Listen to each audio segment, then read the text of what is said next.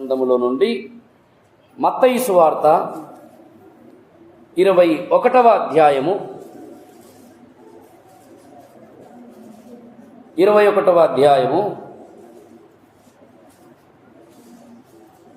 8వ వాక్యం చదువుకుందాం. మత్తయి సువార్త 21వ అధ్యాయము 8వ వాక్యం. జనసమూహములలోను అనేకులు తమ బట్టలు దారి పొడుగున పరచిరి. కొందరు చెట్ల కొమ్మలు నరికి దారి పొడుగున పరచిరి. జనసమూహములలో ఆయనకు ముందు వెళ్ళుచుండిన వారును వెనుక వచ్చుచుండిన వారును, దావీదు కుమారునికి జయము, ప్రభు పేరట వచ్చువాడు స్తుతింపబడునుగాక, సర్వోన్నతమైన స్థలములలో జయము అని కేకలు వేయుచుండిరి. ఈ చిన్న వాక్యము ప్రభు మన వినికిడిలో దీవించున్నట్లు ప్రార్థన చేసుకుందాం. ప్రేమ కలిగిన మా మహాపరిశుద్ధ తండ్రి, గొప్ప ప్రభువా, మీకు స్తోత్రాలు వందనాలు చెల్లిస్తూ ఉన్నాం. ఈ సమయంలో ప్రత్యేకంగా గొప్ప దేవా, మీ సహాయమును మాకిచ్చి మీ సిలువ చాటున మమ్మను మరుగుపరచి కావలసినటువంటి మాటలను మాకు అనుగ్రహించి మహిమ పొందండి. మీ ఘనమైన పరిశుద్ధమైన నామమును బట్టి ఘనత మహిమ ప్రభావములు మీకే చెల్లిస్తూ ప్రభువును ప్రియకుమారుడును యేసుక్రీస్తు నామమున ప్రార్థన చేస్తూ కృతజ్ఞతాస్తుతులు చెల్లిస్తున్నాము తండ్రి. Amen, amen. ప్రభునందు ప్రియులారా, ఇది ఒక ప్రత్యేకమైనటువంటి దినం, ఆశ్చర్యకరమైనటువంటి దినం. ఈ దినమును గూర్చి బైబిల్లో నేరుగా ఎన్నో సంగతులు పరిశుద్ధాత్మ దేవుడు తెలియజేశాడు. యేసుక్రీస్తు ప్రభువు వారి జీవిత కాలములో ఆఖరి వారం అని ఈ దినమును గురించి బైబిల్లో ప్రత్యేకంగా మనం గమనిస్తాం. యేసు ప్రభువు వారు భూమి మీద జీవించిన కాలం 33.5 సంవత్సరాల కాలం. 33.5 సంవత్సరాల కాలములో ఈ మట్టలాదివారం అనేది ఆఖరి వారం.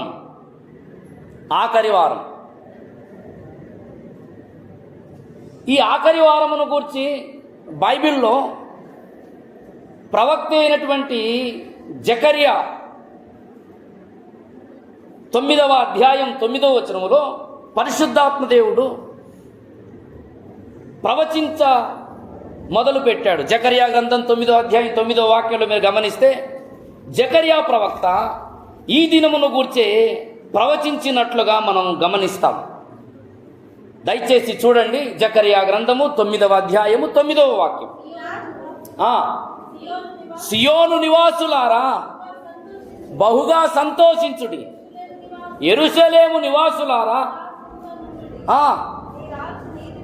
నీ రాజు నీతిపరుడును రక్షణ గలవాడును దీనుడునై గాడిద పిల్లను ఎక్కి నీ యొద్దకు వచ్చుచున్నాడు. దేవునికి స్తోత్రం. యేసుక్రీస్తు ప్రభువు వారు జీవించినటువంటి 33.5 సంవత్సరాల కాలములో ఆఖరి వారమైనటువంటి ఈ మట్టలాది వారమున జకర్యా ప్రవక్త ప్రవచించిన జకర్యా గ్రంథం 9వ అధ్యాయం 9వ వచనం నెరవేర్చడానికి యేసు ప్రభువు వారు సరిగ్గా ఈ ఆదివారమున యెరూషలేములోనికి ప్రవేశించినటువంటి ప్రత్యేక దినమును గూర్చి పరిశుద్ధాత్మ దేవుడు నెరవేర్పుగా బైబిల్ గ్రంథములో చాలా స్పష్టంగా తెలియజేశాడు. ఇప్పుడు జకర్యా 9:9లో ప్రవచించిన ప్రవచనం మనం చూసాం. అయితే దాని యొక్క నెరవేర్పే మత్తయి సువార్త 21:5. మీరు చూడండి, జకర్యా ప్రవక్త ప్రవచించిన 9:9 నెరవేర్పు మనం ఇక్కడ మత్తయి సువార్త 21:5లో చూస్తున్నాం. ఇదిగో నీ రాజు సాత్వికుడై గాడిదను, భారవాహక పశువు పిల్ల అయిన చిన్న గాడిదను ఎక్కి నీ యొద్దకు వచ్చుచున్నాడని సియోను కుమార్తెతో చెప్పుడి. ఇది ఒక సంతోషకరమైనటువంటి దినం. చాలామంది ఈ దినాన్ని ఒక పండుగగా లేకపోతే పండగ క్రైస్తవులైనటువంటి వారు ఈ దినాన్ని ఆచారబద్ధంగా ఆనవాయితీగా ఈ దినాన్ని జ్ఞాపకం చేసుకుంటారు. కానీ ఈ దినములో ఉన్నటువంటి ప్రత్యేకత, యేసు ప్రభువు వారు యెరూషలేములోనికి ఎందుకు ప్రవేశించాడు, ఏం చేయడానికి ప్రవేశించాడు, ఆయన ప్రవేశించడం ద్వారా సర్వమానవాళికి కలిగినటువంటి మేలేమిటి అనే పారమార్థిక సత్యాన్ని చాలామంది గ్రహించకనే ఈ మట్టలాదివారపు దినాన కొన్ని కార్యక్రమాలను జరిగించుకుంటారు. ఈరోజు ప్రభువు యొక్క ఉద్దేశం ఒకంత మనం నేర్చుకోవడానికి పరిశుద్ధాత్మ సహాయమును మనం కోరుకుందాం. దేవునికి స్తోత్రం, హల్లెలూయా. ప్రభువునందు ప్రియులారా, ఈ సందర్భాన్ని గురించి టూకీగా మీకు పరిచయం చేయాలి కనుక నేను చెబుతూ ఉన్నాను. ఈ సందర్భమును గూర్చి యేసు ప్రభు వారు జీవించినటువంటి 33.5 సంవత్సరాల జీవితంలో ఆఖరి ఈ మట్టలాదివారమును గూర్చి సువార్తలలో భక్తులు రాసినట్లుగా మనం చూస్తాం. 4 సువార్తలలో ఈ సందర్భాన్ని చూస్తాం. మత్తయి సువార్త 21వ అధ్యాయము 1 నుంచి 17 వచనాలలో ఈ సందర్భాన్ని గురించి మనం చూస్తాము. మార్కు సువార్త 11వ అధ్యాయము 1 నుండి 11 వచనాలలో ఈ సందర్భాన్ని చూస్తాము. అలాగే లూకా సువార్త 19వ అధ్యాయము 17 వచనాల నుంచి కూడా ఈ సందర్భాన్ని చూస్తాం. యోహాను సువార్త 2వ అధ్యాయం 17వ వచనంలో, యోహాను సువార్త 12వ అధ్యాయం 13వ వచనం నుండి కూడా ఈ సందర్భాన్ని గురించి పరిశుద్ధాత్మ దేవుడు మనకు తెలియజేశాడు. ఈ 4 సువార్తలలో యేసు ప్రభువు వారు యెరూషలేములోనికి ప్రవేశించిన సందర్భాన్ని గురించి చెబుతూ భక్తులు ఆయన ప్రవేశించినప్పుడు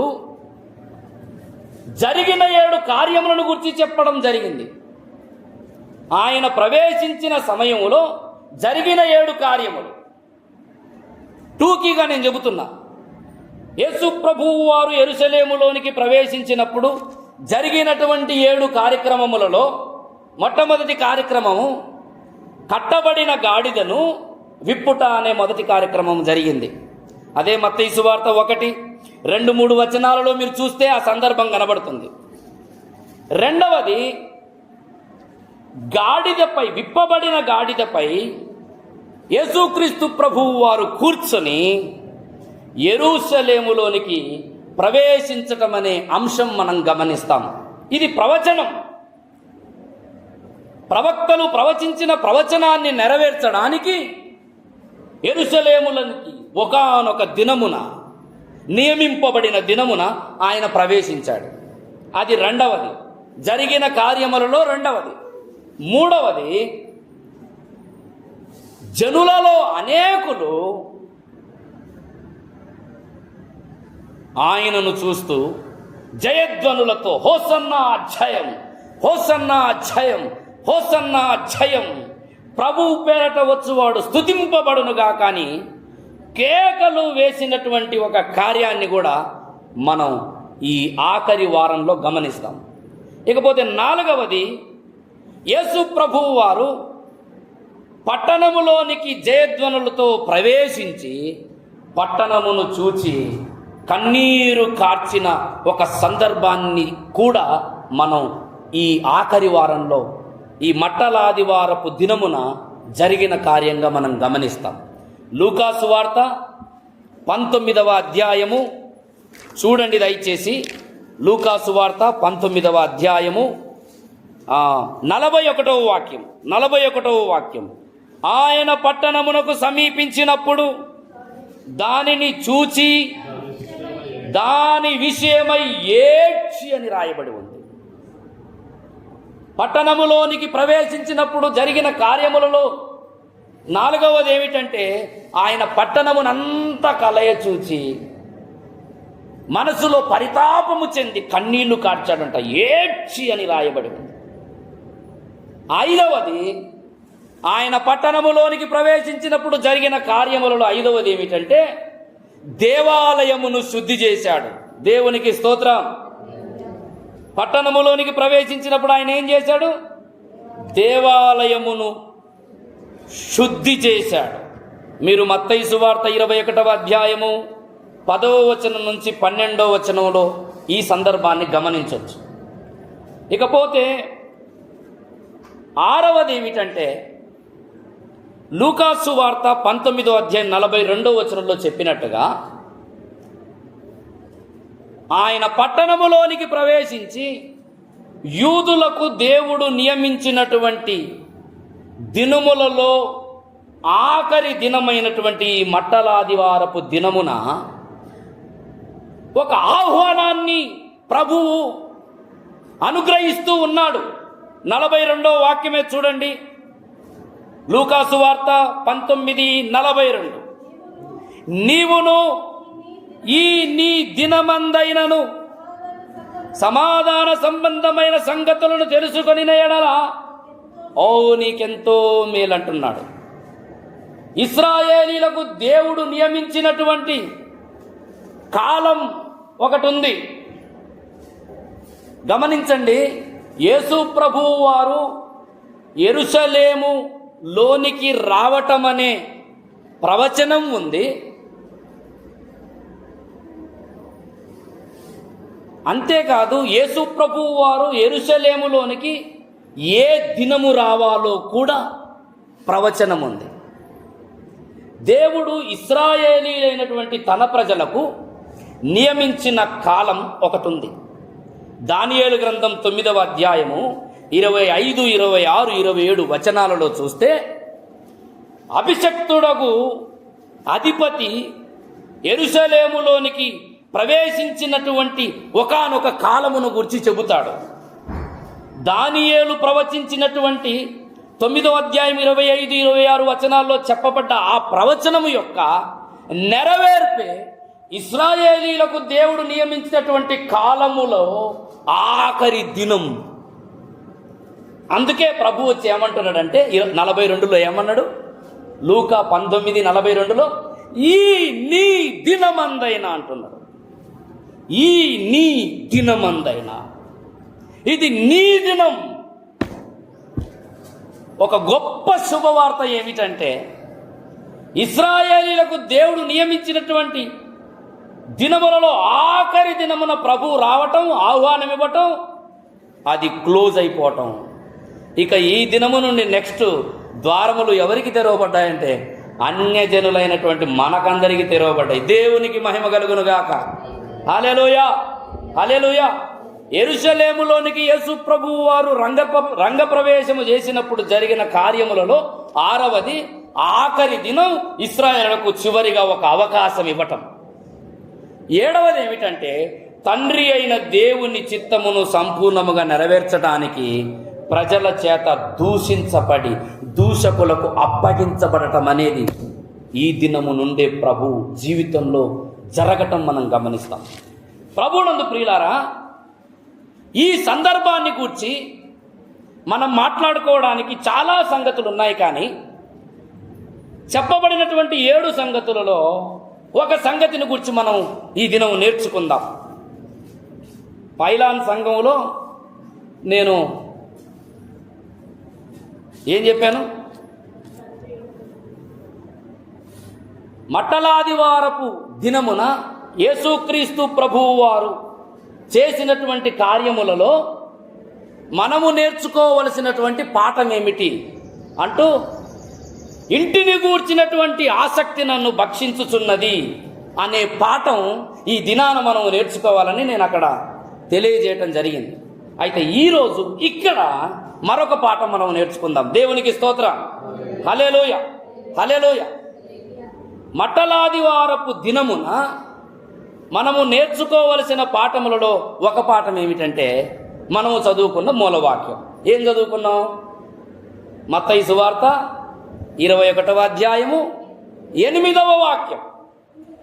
జనులలో అనేకులు చేసినటువంటి కార్యములను గూర్చి ఈరోజు పరిశుద్ధాత్మ దేవుడు మనకు తెలియజేయనట్లుగా మనం శ్రద్ధాసక్తులమై ఉందాం. హల్లెలూయా, హల్లెలూయా, హల్లెలూయా. మత్తయి సువార్త 21వ అధ్యాయము 8, 9 వచనాలలో మనం ఆలోచించినట్లయితే 3 ప్రాముఖ్యమైనటువంటి సంగతులు మనం నేర్చుకోవడానికి పరిశుద్ధాత్మ దేవుడు అక్కడ దాచి ఉంచాడు. జనులలో అనేకులు చేసినటువంటి 3 కార్యక్రమముల మీద మనం ఈరోజు దృష్టిని నిలుపుదాం. మొట్టమొదటిది ఏమిటంటే, మీరు చూడండి, జనులలో అనేకులు దారి పొడుగున బట్టలు పరచిరి అనుంది. చదవండి ఒకసారి. జన సమూహములోను అనేకులు తమ బట్టలు ఆ దారి పొడుగున పరచిరి. బట్టలు, తమ బట్టలు దారి పొడుగున పరచిరి. గాడిద పిల్ల మీద ఎక్కి యెరూషలేములోనికి ప్రవేశిస్తున్నటువంటి యేసు ప్రభువును చూచి జన సమూహములలో కొంతమందేమో ఈయన ప్రవక్త అని అనుకుంటున్నారు. అదే సందర్భంలో రాయబడి ఉంది. చూడండి 11వ వచనం.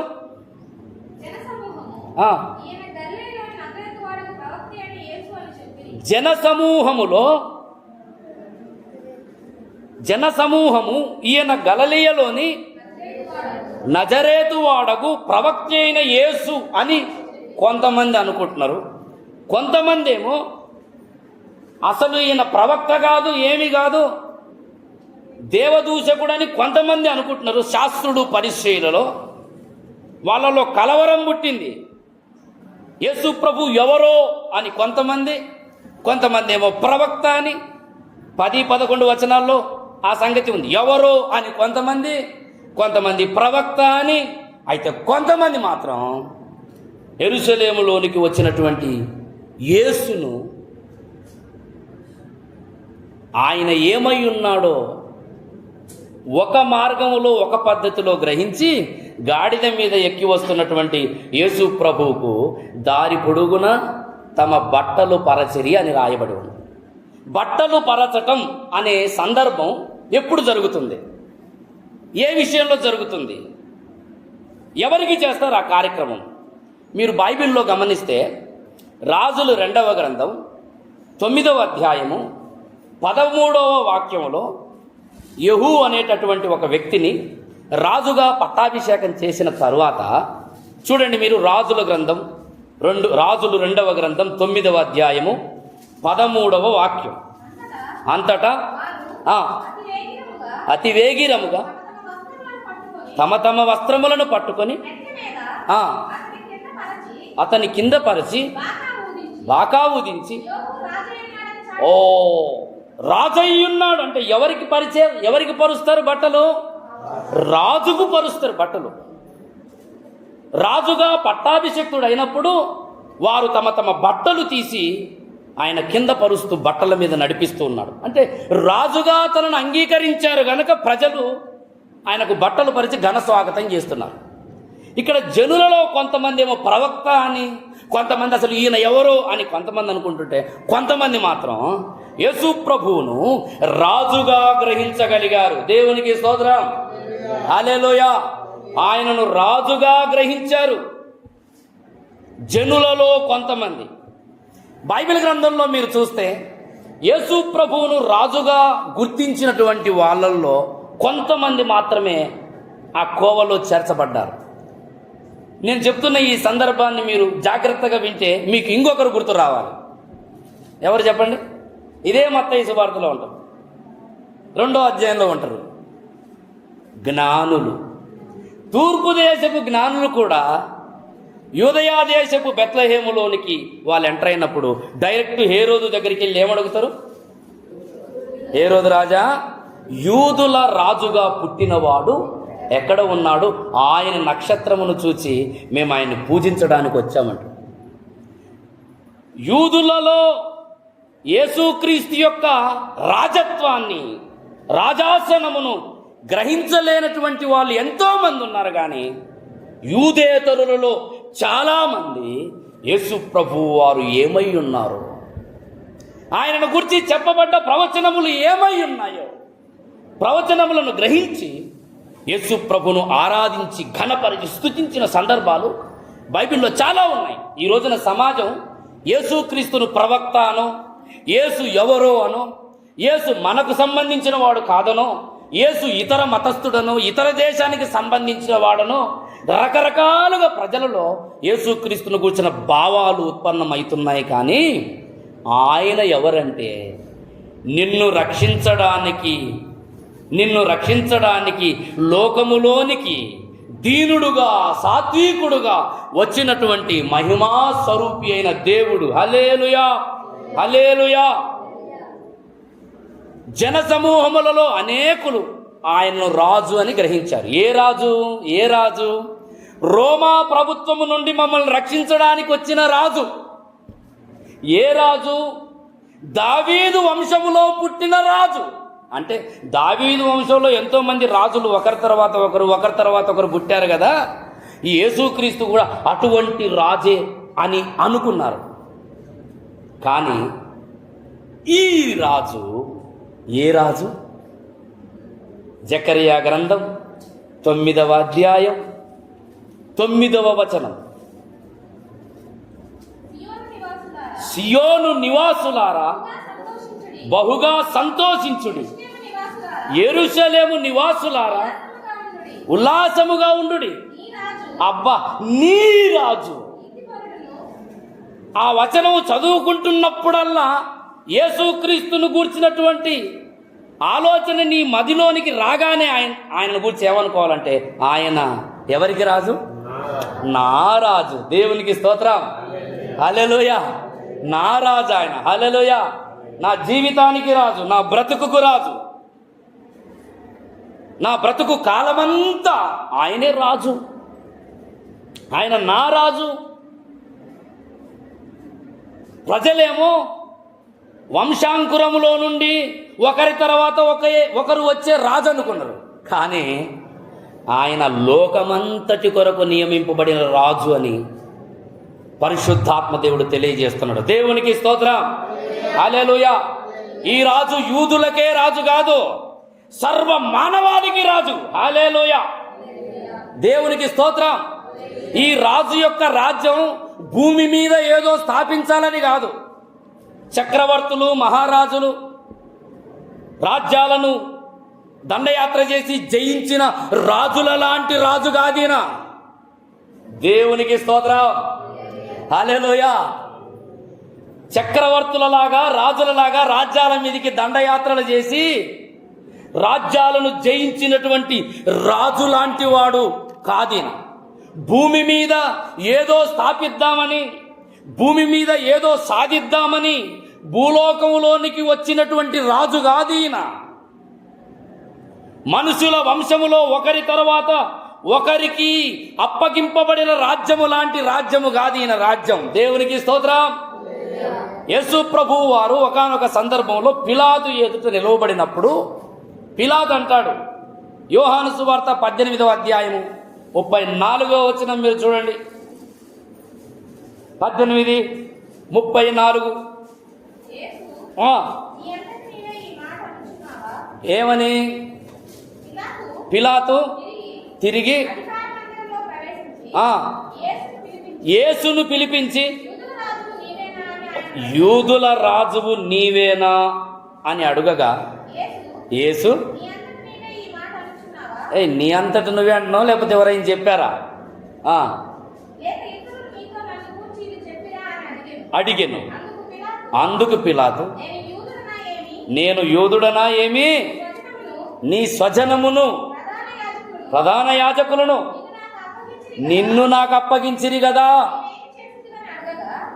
36వ వచనం చదవండి. యేసు ప్రభు దానికి ఏమంటున్నాడంటే, యేసు నా రాజ్యము ఈ లోక సంబంధమైనది కాదు. నా రాజ్యము ఈ లోక సంబంధమైనదైతే దానికోసం పోరాడే నా శిష్యులు సహకారులు ఎంతో మంది ఉన్నారు. నా రాజ్యం ఈ లోక సంబంధమైనది కాదు. ఈ లోక సంబంధములో ఒకరి తర్వాత ఒకరు రాజ్యములను స్వతంత్రించుకునే రాజు లాంటి రాజును కూడా కాదు. ఈ రాజు ఏ రాజు అంటే అవినీతితో అక్రమాలతో పాలన చేసే రాజు కాదు. ఈ రాజు నీతికి రాజు. దేవునికి స్తోత్రం. హల్లెలూయా.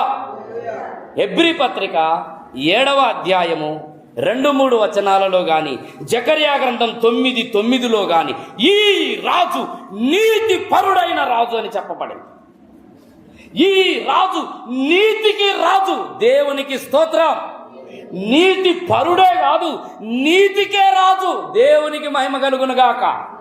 హల్లెలూయా, హల్లెలూయా. ఈ రాజు ఎవరి రాజు? మహిమ గల రాజు.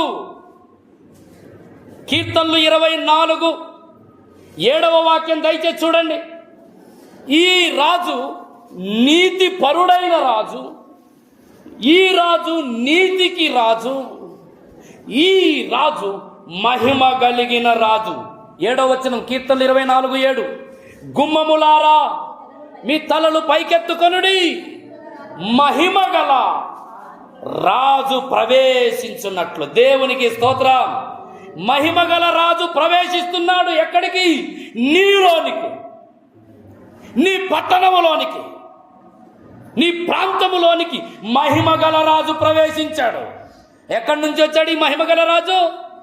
దావీదు వంశములో నుండి మనిషిలాగా వచ్చినవాడు కాదు.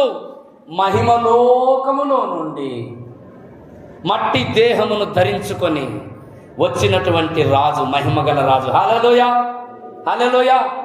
భూమి మీద ఉన్నటువంటి రాజులు, రాజుల చరిత్రలు, చక్రవర్తులు ఎవరిని చూసినా ప్రపంచాలను జయించిన రాజులు ఎంతమంది ఉన్నా ఆ రాజులందరికీ ఒక చరిత్ర ఉంది. ఎవరో ఒకరి ద్వారా వాళ్ళు పుట్టిన వాళ్ళే. కానీ ఈ రాజు మాత్రం మహిమగల రాజు. దేవునికి స్తోత్రం. ఈ రాజు ఎక్కడి నుంచి వచ్చిన రాజు? మహిమ నగరి నుండి వచ్చిన రాజు. దేవునికి స్తోత్రము కలుగును గాక. హల్లెలూయా, హల్లెలూయా. మహిమ నగరి నుండి వచ్చినటువంటి రాజు. ఈ రాజు యొక్క జీవనమునకు ఆది అయినను అంతము అయినను లేని రాజు. హెబ్రీ పత్రిక 7:3-4 అదే చెప్పబడింది. చదవండి ఒకసారి ఆ మాట, చదవండి. హెబ్రీ పత్రిక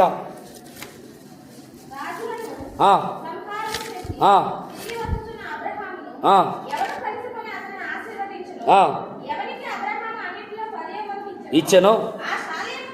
ఆ షాలేము రాజును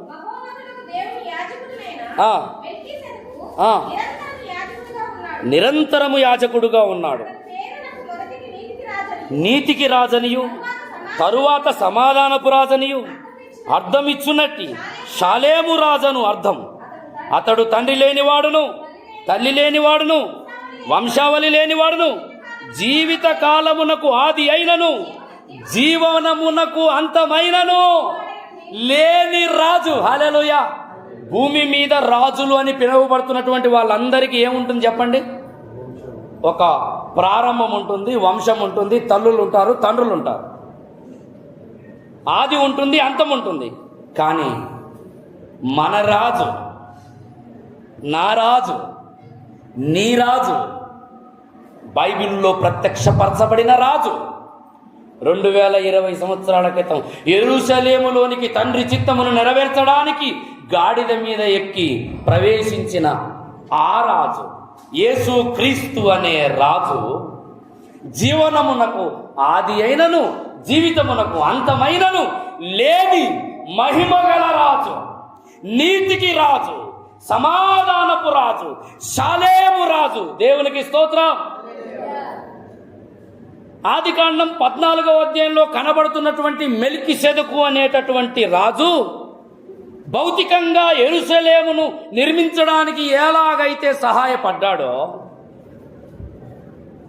సాదృశ్యముగా ఆత్మీయంగా ప్రవచింపబడుతున్నటువంటి యేసు క్రీస్తు అనే ఈ రాజు దేవుని సంఘము అనే యెరూషలేమును కట్టడానికి ప్రవేశించిన రాజు. హల్లెలూయా, హల్లెలూయా. ఈ రాజు ఎవరు? రాజులకే మహారాజు, కృప చూపే దేవుడవు, నడిపించే నజరేయుడా, కాపాడే కాపరివి. దేవునికి స్తోత్రం. ప్రకటన గ్రంథము 19వ అధ్యాయము 16వ వాక్యంలో ఈ రాజును గురించి ఏమని చెప్పబడుతుందో చూడు. రాజులకు రాజును, ప్రభువులకు ప్రభువును అను నామము కలిగిన వాడు. దేవునికి స్తోత్రం. యేసు ప్రభు వారు ఎవరంట చెప్పాలి. రాజులకే రాజు, రానయ్యున్నా రాజు. దేవునికి స్తోత్రం. హల్లెలూయా. ఈ రాజు ప్రభుత్వం కింద నువ్వు ఉన్నా. ఆయన మనుషులలో మనిషిని నువ్వు గ్రహించినంత కాలం, వంశములో నుండి పుట్టినవాడని గ్రహించినంత కాలం, గొప్పవాడని గ్రహించినంత కాలం ఉపయోగం లేదు. కానీ నా కొరకు వచ్చినటువంటి మహిమ గల రాజు అని నువ్వు గ్రహించినట్లయితే ఆయన అధికారమును ఒప్పుకుంటావు, ఆయన ప్రభుత్వంలో జీవించడానికి ఇష్టపడతావు. ఈ రాజు ద్వారానే నీ జీవితానికి నీతి, ఈ రాజు ద్వారానే నీ జీవితానికి సమాధానం, ఈ రాజు ద్వారానే నీ జీవితానికి మహిమ, ఈ రాజు ద్వారానే నీ జీవితానికి విడుదల అనుగ్రహించడానికి మన కొరకు పంపబడినటువంటి షాలేము రాజు. దేవునికి స్తోత్రం. హల్లెలూయా.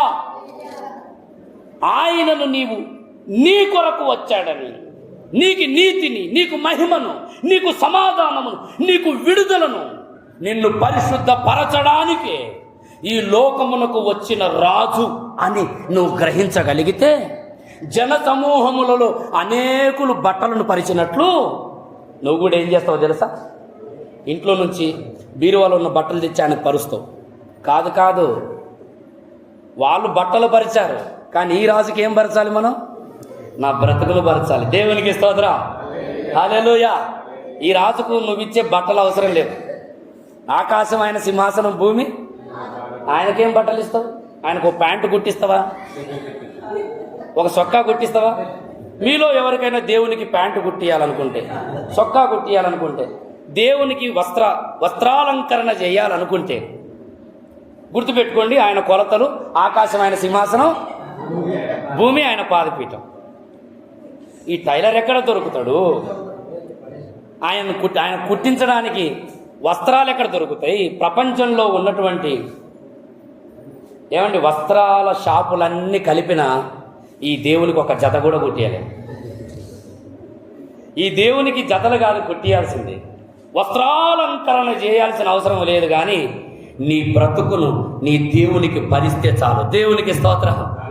హల్లెలూయా. అయ్యా నా బట్టలు కాదయ్యా, నా బ్రతుకుని దేవునికి స్తోత్రం. సజీవ యాగముగా మీ శరీరములను ఆయనకు సమర్పించండి. నీ బ్రతుకును సమర్పించు. నీ ఆలోచన, నీ నడవడిక, నీ ప్రవర్తన, నీ హావభావాలు, నీ క్రియలు, నీ జీవితంలో ఉన్నటువంటి నీ స్వయం, నేను అనే అహం అంతా ఆ రాజుకు నువ్వు పరచడమే. దేవునికి మహిమ కలుగును గాక. హల్లెలూయా. అందుకే సామెతలు 3వ అధ్యాయంలో సొలొమోను అంటాడు, నీ సబుద్ధిని ఆధారము చేసుకొనక నీ పూర్ణ హృదయముతో యెహోవా యందు నమ్మిక ఉంచుము, నీ ప్రవర్తన అంతటి యందు ఆయన అధికారమునకు. అదే నిన్ను నీవు పరుచుకోవటం అంటే. హల్లెలూయా. ఈ మట్టలాదివారపు సందర్భముగా ఏదో మందిరానికి వచ్చామా, 2 పాటలు పాడామా, చప్పట్లు కొట్టామా, మట్టలాదివారం అయిపోయింది, స్తోత్రం హల్లెలూయా అన్నా వందనాలు అక్క వందనాలు చెప్పి పోవటం కాదు. ఈ మట్టలాదివారపు సందర్భమున నువ్వు చేయవలసిన కార్యములలో ఒక కార్యం ఏమిటంటే, ఈ రోజైనా నీ బ్రతుకును ప్రభువుకు సంపూర్ణముగా పరచడం నేర్చుకో. హల్లెలూయా. నా మీద అధికారం, ప్రభుత్వం అంతా నీకే ఉండాలయ్యా, నీవే నా మీద నడవాలి. దేవునికి స్తోత్రం. హల్లెలూయా. బట్టలు పరవటం అంటే బ్రతుకును పరచడం. బట్టలు పరవటం అంటే తమ మనస్తత్వాన్ని పరచటం, తమ గుణములను పరచటం, తమ వ్యక్తిత్వాన్ని పరచటం. ఈ రోజున సంవత్సరాల కొద్దీ సంఘములో కొనసాగుతున్నాం కానీ, నమ్మి బాప్తిస్మం పొంది సంవత్సరాలైంది కానీ ఇంకా నీ బ్రతుకులో సంపూర్ణంగా ప్రభు యొక్క అధికారములకు నువ్వు ఒప్పుకోకపోతే, ప్రభువుకు సంపూర్ణంగా లోబడకపోతే, ప్రభు యొక్క ప్రభుత్వాన్ని నువ్వు కోరుకోకపోతే, ఇంకా నీలో నీ అహం, నీ సెల్ఫ్, నీ సొంతం, నాది అంటూ ఒకవేళ బ్రతికుతున్నావా, ఈరోజైనా దేవుడు నీతో మాట్లాడుతున్నాడు. నా బ్రతుకు కాలమంతా నేను నా దేవుని కోసమే అని ఒక తీర్మానం చేయటమే మట్టలాదివారపు సందేశం.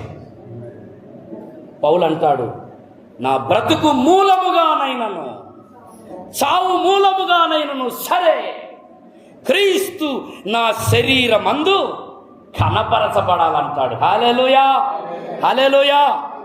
క్రీస్తు నా శరీరమందు గణపరచబడాలి.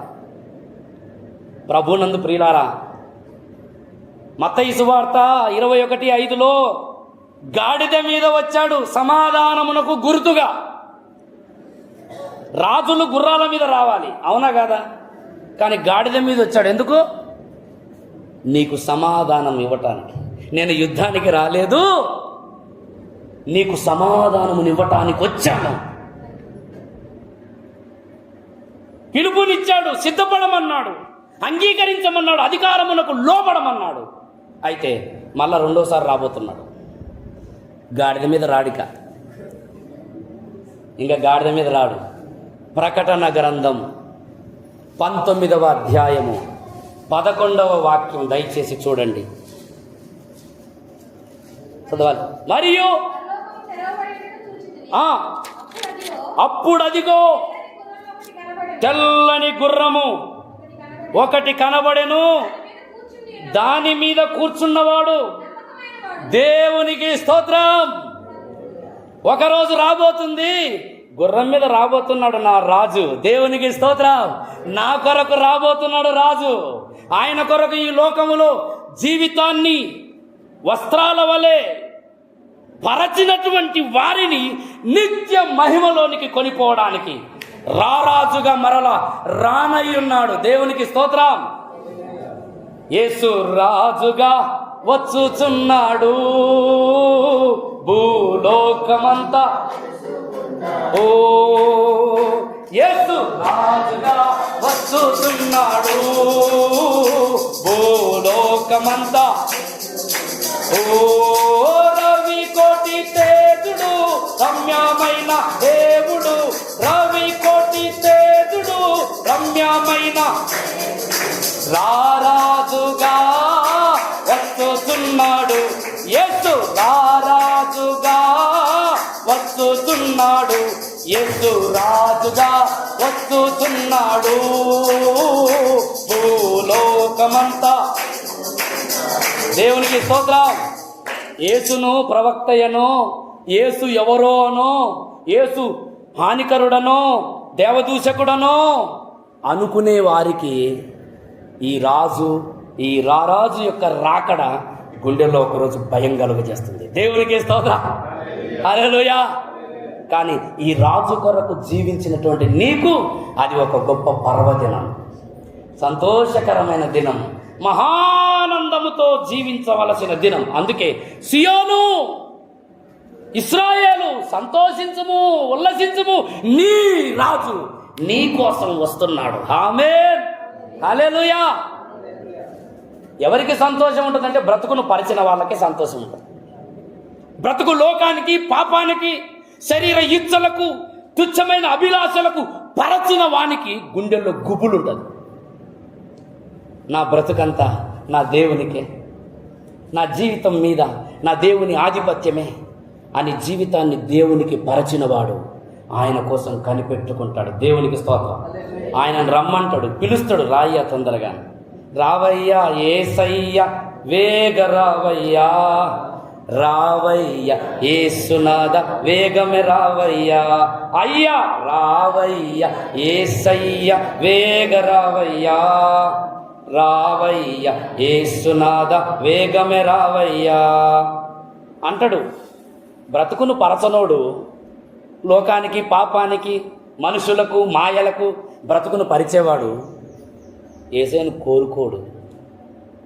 కానీ నువ్వు కోరుకున్నా కోరుకోకపోయినా ఈ రాజు రాబోతున్నాడు.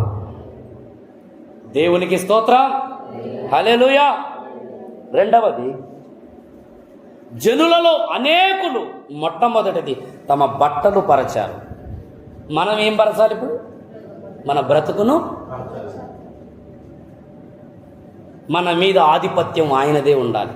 రెండవది వాళ్ళు ఏం చేశారంటే, మత్తయి సువార్త 21 చూడండి దయచేసి. మత్తయి సువార్త 21:8 చదవండి. జన సమూహములలోను అనేకులు బట్టలు దారి పొడుగున పరచిరి, కొందరు చెట్ల కొమ్మలు నరికి.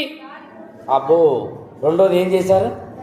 చెట్ల కొమ్మలు నరికి దారి పొడుగున పరచిరి. ఇక్కడ చెట్ల కొమ్మలు అని రాయబడి ఉంది, కానీ ఏ చెట్ల కొమ్మలు అని మనం ఆలోచిస్తే యోహాను దానికి కాస్త వివరణ ఇచ్చాడు. 12వ అధ్యాయం, యోహాను సువార్త 12వ అధ్యాయం 13వ వాక్యం చూడండి. ఖర్జూరపు మట్టలు పట్టుకొని ఆయనను ఎదుర్కొనబోయి జయము జయమని కేకలు వేశారంట. మత్తయి ఏమో చెట్ల కొమ్మలు అన్నాడు, యోహానేమో ఆ కొమ్మలు ఏంటో మనకు తెలియజేస్తున్నాడు. ఏ కొమ్మలవి? ఖర్జూరపు మట్టలు. అందుకే దీనికి ఏ ఆదివారం అని పేరు పెట్టిరు? మట్టల ఆదివారం. ఎందుకంటే ఆయన వస్తున్నప్పుడు యెరూషలేములోనికి ఖర్జూరపు మట్టలు చేత పట్టుకొని జయం జయం జయం అని కేకలేశారు. ఖర్జూర మట్టలు లేక ఈత మట్టలు, తెలుగులోనేమో ఖర్జూరం అన్నారు, కానీ ఇంగ్లీష్లో పామ్ అన్నారు, పామ్ సండే. దాన్ని తెలుగులో మనం చూస్తే ఈత చెట్టు, ఈత మట్ట, ఈత కొమ్మ అన్న, ఇవన్నీ ఒక జాతికి సంబంధించినవి. కొబ్బరి చెట్టు కానీ, ఈత చెట్టు కానీ, ఖర్జూరపు చెట్టు కానీ, తాటి చెట్టు కానీ, ఇవన్నీ ఒక జాతికి సంబంధించిన చెట్లు. ఆకులను అంత తొందరగా మనం గుర్తుపట్టలేము, అన్నీ ఒకే స్టైల్లో ఉంటాయి.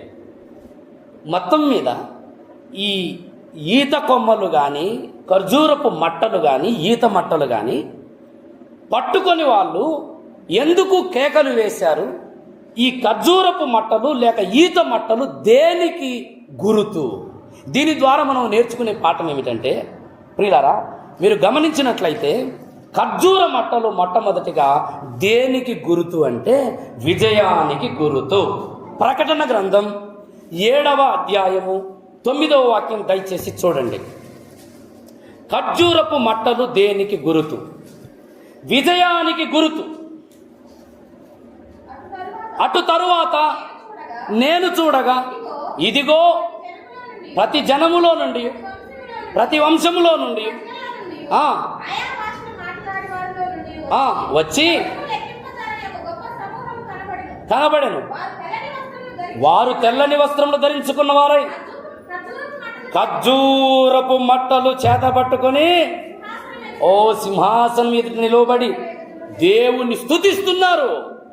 ఖర్జూరపు మట్టలు చేత పట్టుకొనుట అంటే దేనికి గుర్తు?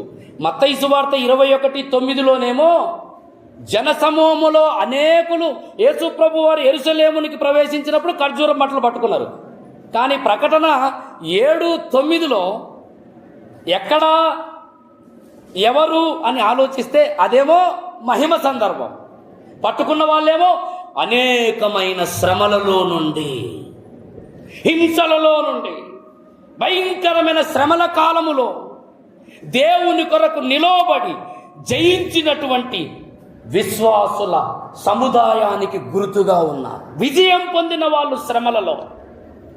ఖర్జూరపు మట్ట దేనికి గుర్తు అంటే జయమునకు గుర్తు, విజయమునకు గుర్తు.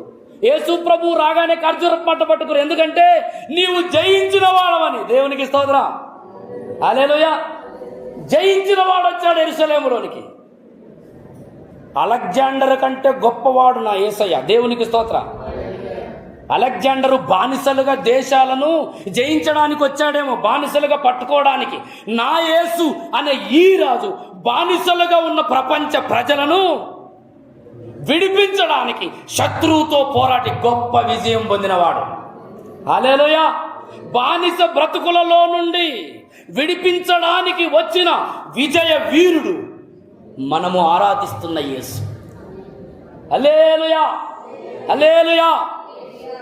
విజయానికి గుర్తు ఖర్జూరమాట. యేసు ప్రభు వారు జయించిన వాడు. ఏం జయించాడు?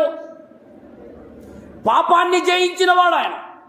ఎంతో మంది రాజులు వచ్చారు లోకానికి, రాజ్యాలను జయించారు, కానీ ఎవడు పాపాన్ని జయించలేదు. పాపాన్ని జయించిన రాజులు ఎవరైనా ఉన్నారా? ప్రతి రాజు పాపానికి పట్టబడ్డాడు, ప్రతి రాజు పాపానికి బానిసైపోయాడు. కానీ ఈ రాజు 2026 సంవత్సరాల క్రితం శరీరధారిగా లోకములోనికి వచ్చిన యేసు క్రీస్తు అనే ఈ రాజు యోహాను సువార్త 8:46 ఏమంటాడో తెలుసా? నాలో పాపం ఉన్నదని మీలో ఎవడైనా స్థాపించగలరా? ఏ రాజైనా అన్నాడా ఈ మాట? ఎవడికి అనే ధైర్యం లేదు. దేవునికి స్తోత్రం, హల్లెలూయా. పాపమును జయించిన రాజు, ప్రైజ్ ద లార్డ్. ఈ రాజు లోకమును జయించిన రాజు. యోహాను సువార్త 16:33 చదవండి ఒకసారి. 16:33 యోహాను సువార్త 16:33. లోకములో మీకు శ్రమ కలుగును, నేను లోకమును జయించిన. లోకమును జయించిన రాజు ఎవ్వడు లేడు. ఒకవేళ ఉంటే ఆయన నా ప్రభు అయిన యేసుక్రీస్తు. హల్లెలూయా. అందుకే కేకలు వేయాల. చెట్ల కొమ్మలు పట్టుకొని వాళ్ళు ఎందుకు కేకలు వేస్తున్నారంటే, జయించిన వాడవయ్యా. కేకలు వేస్తున్న ఆ ప్రజలకు బహుశా తెలుసో లేదో ఇంత లోతు, కానీ ఈరోజు నువ్వు ఆ సత్యం తెలుసుకోవాలి. హల్లెలూయా. లోకమును జయించిన రాజు నాతో ఉన్నాడు. ఆమేన్, ఆమేన్. ఆయన పాపాన్ని జయించాడు గనుక పాపం జయించడానికి కావలసిన శక్తిని నీకు ఇస్తాడు. యేసు ఎందుకు వచ్చాడంటే పాపమును జయించే శక్తిని నీకు ఇవ్వడానికే వచ్చాడు. శోధింపబడుతున్న నీకు సహాయము చేయడానికే వచ్చాడు.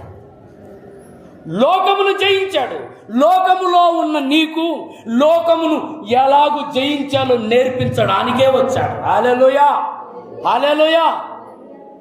ఆయన జయించాడు. ఎవరిని జయించాడు? సాతానును సహితం జయించాడు. ఇది ఆయన జీవితంలో ఉన్న ప్రవచనం.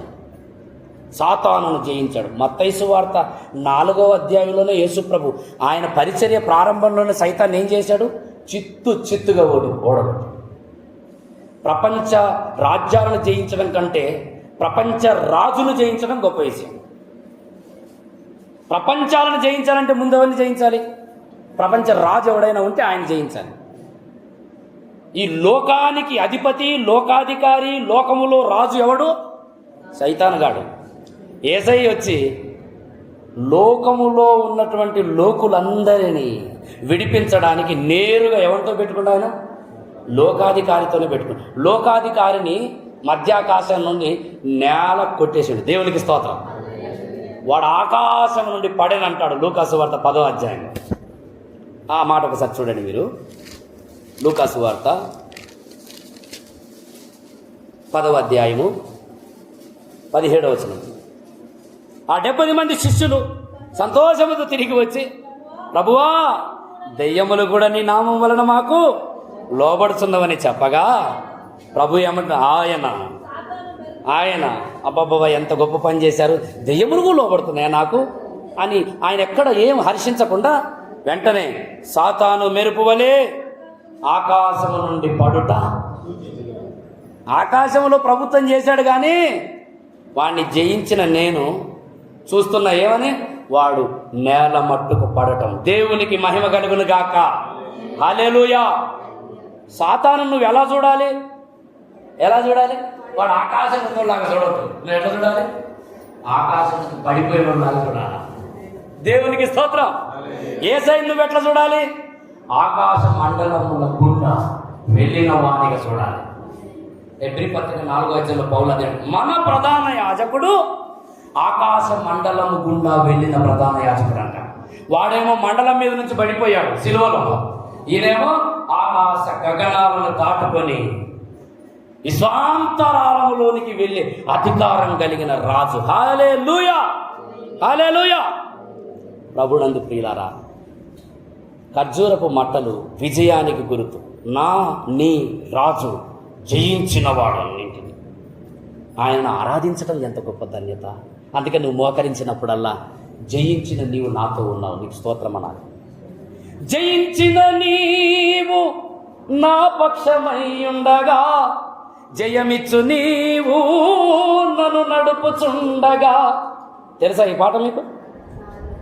జయించిన నీవు నా పక్షమై ఉండగా, జయమిచ్చు నీవు నన్ను నడుపుచుండగా, జయమే నాశ అది ఏ నీ కాంక్ష, నీకే నా స్తోత్రార్పణలు.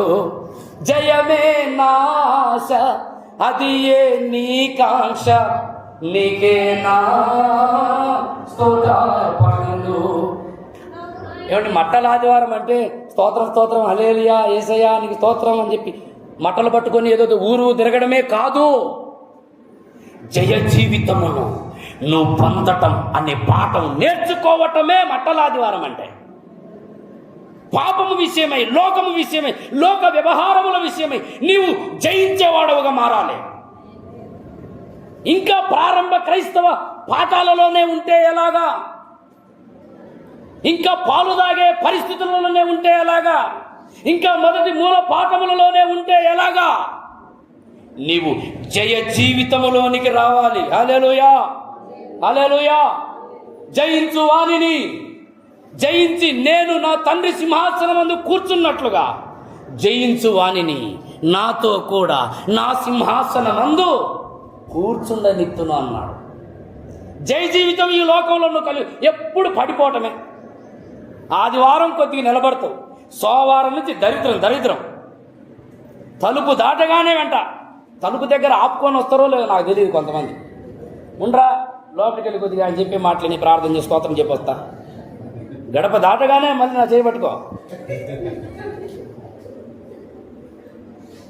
అదేందో కొంతమందిని చూస్తే నాకు విచిత్రం. మందిరానికి వచ్చినప్పుడు ఎంత పరిశుద్ధంగా వస్తారో, అబ్బాబ్బాబ్బాబ్బా మారిపోయాడండి వీడు అనుకుంటాం. మందిరం దాటగానే మళ్ళీ గాలి పడుతుంది. జయ జీవితం జీవించటం నేర్చుకో. Praise the lord. మట్టలాదివారం అంటే అర్థం ఏంటంటే జయ జీవితమును కలిగి జీవించటం అనే ఒక పాఠం నీ జీవితంలో అనుభవం అయిపోవాలి. ప్రైజ్ ది లార్డ్, హల్లెలూయా. జయించిన నీవు నా పక్షమై ఉండగా, జయమిచ్చు నీవు నన్ను నడుపుచుండగా, జయమే నాశ అది ఏ నీ కాంక్ష, నీకే నా స్తోత్రార్పణలు. జయమే నాశ అది ఏ అందరం నీ ఆశ జయమై ఉండాలి. నీ ఆశ జయమై ఉండాలి. శరీర వాంఛలను జయించే జయం, కామ క్రోధాలను జయించే జయం, లోక ఆచారాలను జయించే జయం, లోక పద్ధతులను జయించే జయం, లోక సాంప్రదాయాలను జయించే జయం, లోక వ్యవహారాలను జయించే జయం పరిశుద్ధాత్మ వలన నీకు అనుగ్రహించబడును గాక. మట్టలాదివారపు సందేశమే అది. నా యేసయ్యా నీ దివ్య ప్రేమలో నా జీవితం పరిమళించనే, నా జీవితం పరిమళించనే. అందరం నా యేసయ్యా నీ దివ్య ప్రేమలో నా జీవితం పరిమళించనే, నా జీవితం. ఒకటే చెప్పా, ఖర్జూరపు మట్ట దేనికి గుర్తు? జయమునకు, విజయానికి గుర్తు. ఖర్జూరపు మట్టలు, ఈత మట్టలు దేనికి గుర్తు అంటే లేఖనాల వెలుగులో ఉత్సాహమునకు గుర్తు. నెహెమ్యా గ్రంథం 8వ అధ్యాయం మీరు చూసిన, లేవియాకాండం 23వ అధ్యాయం చూసిన, పర్ణశాలలలో ఇశ్రాయేలీలు దేవుని ఆరాధించడానికి చేరినప్పుడు ఖర్జూరపు మట్టలు, ఈత మట్టలు చేత పట్టుకొని ప్రభువులో ఉత్సాహగానములు చేసేవాళ్ళు. దేవునికి స్తోత్ర. ఉత్సాహమునకు గుర్తు. ఎందుకు? నేను ఏదైతే చేయలేకపోయానో ఈ రాజు నా జీవితంలోనికి వచ్చి నాకు అనుగ్రహించాడు. హల్లెలూయా. స్తుతించడం అండి. మట్టలాదివారం అంటే అర్థం ఏంటి? మట్టలాదివారం అంటే అర్థం ఏంటి? ప్రభువును స్తుతించటం. నీ కొరకు ప్రభువు చేసినటువంటి కార్యాన్ని తలంచుకుని, నీ కొరకు తగ్గించుకొని, లోకమునకు భారవాహకుడై వచ్చిన వైరాన్ని, సందర్భాన్ని తలంచుకొని స్తుతించడం. ధనవంతుడైనటువంటి ఆయన నా కోసం, నీ కోసం దరిద్రుడుగా మార్చబడ్డాడు. పరిశుద్ధుడైన ఆయన పాపముగా చేయబడ్డాడు. సింహాసనాసీనుడైన ఆయన శిలోమ్రాణి మీదికి ఎక్కాడు. కిరీటధారి అయిన ఆయన ముళ్ళ కిరీటం ధరించుకోవడానికి ఇష్టపడ్డాడు. ఎందుకు? నా కోసం. ఆయన కార్యమును, నీకోసం ఆయన చేసిన తెగింపును తలంచుకుంటే నువ్వు స్తుతించకుండా ఉండలేవు. యేసు ప్రభువుకు తెలుసు యెరూషలేములోనికి వెళ్ళుట ద్వారా కలిగే శ్రమ. హింసిస్తారని, నిందిస్తారని, గాయపరుస్తారని, చిత్రహింసలు చేసి ఎక్కడ పశువు వలె సిలువకు కడతారని ప్రభువుకు తెలుసు. కానీ ప్రభు హింసలు చూడలేదు. ఆ హింసల ద్వారా నీకు నాకు కలిగే రక్షణను ఆయన చూచాడు. ఆయనే గనక శ్రమ అనుభవించకపోతే మానవాళికి రక్షణ లేదు, మానవాళికి క్షమాపణ లేదు, మానవాళికి విడుదల లేదు. ఈరోజు నీవు నేను విమోచించబడే వారము కాదు, నిత్య నరకాగ్నిగుండములో పడుటకు పాత్రులం మనం. ఆయన దానిని చూచాడు. నరక వేదనలు చూచాడు, ఉగ్రతను చూచాడు, మరణము తర్వాత కలగబోయే భయంకరమైన శిక్షను చూచాడు. గనక నీకోసం నా కోసం వచ్చాడు. దానంతటి నుండి తప్పించడం కోసం యేసు శ్రమలు ఎరిగి కూడా యెరూషలేములోనికి వెళ్ళాడు. స్తుతించలేవా ప్రభుని? అయ్యా, ఎంత గొప్ప ప్రేమ అయ్యా, ఎంత మంచి, ఎంత మంచి దేవుడవేసయ్యా, ఎంత మంచి దేవుడవేసయ్యా, ఎంత మంచి దేవుడు అయ్యా నీవు. నా కోసం శిలువ మరణం పొందడానికి ఎరిగి సైతం ఇష్టపడ్డావు. హల్లెలూయా, హల్లెలూయా. ఎవరు ఎవరు ఎవరు చూపించగలరండి ఈ ప్రేమ? ఎక్కడ చూడగలవండి ఈ ప్రేమ? ఎక్కడ వెతికినా, చరిత్రలో వెతికినా, గ్రంథాలలో వెతికినా, ప్రపంచంలో వెతికినా, ఎక్కడ యేసు చూపిన ప్రేమ లాంటి ప్రేమ నీవు కనుగొనలేవు. దైవములని పిలువబడుతున్న వాళ్ళల్లో కూడా ఎవరు యేసు చూపిన ప్రేమను చూపలేదు. పాపి కొరకు మరణించగలిగిన వాడు ఎవరైనా ఉంటాడా? ఎవడు ఉండడు. మంచోడి కోసం ఎవరైనా చచ్చిపోతారేమో, నీచుడి కోసం ఎవరైనా చనిపోతారా? యేసయ్య అదే చేశాడు. పాపి కొరకు ప్రాణమిడిన ప్రేమ రూపుడా, లోక పాపములను మోసిన దేవతనయుడా, లోక పాపములను మోసిన దేవతనయుడా. దేవునికి మహిమ కలుగును గాక. హల్లెలూయా, హల్లెలూయా. ప్రభునందు ప్రియులారా, ఖర్జూరపు మట్టలు ఉత్సాహమునకు గుర్తు. ఆయన చూపిన ప్రేమను తలంచుకొని ఉత్సాహం కేకలు వేయి, గంతులు వేయి. ఖర్జూరపు మట్టలు దేనికి గుర్తు అంటే అభివృద్ధికి, వర్ధిల్లుకు గుర్తు. కీర్తనలు 92, 12, 13 వచనాలలో నీతిమంతులు ఖర్జూరపు వృక్షము వలె. చూడండి 92వ కీర్తన 12, 13 వచనాలు చూడండి.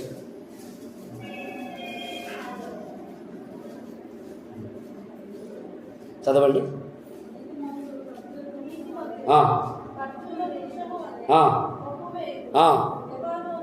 ఖర్జూర వృక్షము దేనికి గుర్తు అంటే వృద్ధికి గుర్తు, అభివృద్ధికి గుర్తు, పచ్చదనమునకు గుర్తు. యేసు ప్రభు వారి లోకములోనికి వచ్చినప్పుడు ఆయన జీవించిన జీవితం అంతా అదే. దేవునికి మహిమ కలుగును గాక. హల్లెలూయా, హల్లెలూయా. ఆయన యొద్దకు వచ్చే వారికి కూడా ఆయన అనుగ్రహించే అభివృద్ధి అదే. అందుకు ఆయనను ఆరాధించాలి. ఇకపోతే మూడవది చెప్పి నా మాటలు ముగించేస్తాను. మూడవది చెప్పి మత్తయి సువార్త 21 చూడండి. 3వ వచనం మనం చదువుకొని ముగించుకుందాం. 9వ వచనం చూడండి, 21:9. జన సమూహములలో ఆయనకు ముందు వెళ్ళుచుండిన వారును వెనక వచ్చుచుండిన వారును దావీదు కుమారునికి జయం జయం అన్న చోట ఒకటే ఉంది కదా, కిందే ఉంది ఫుట్ నోట్లో.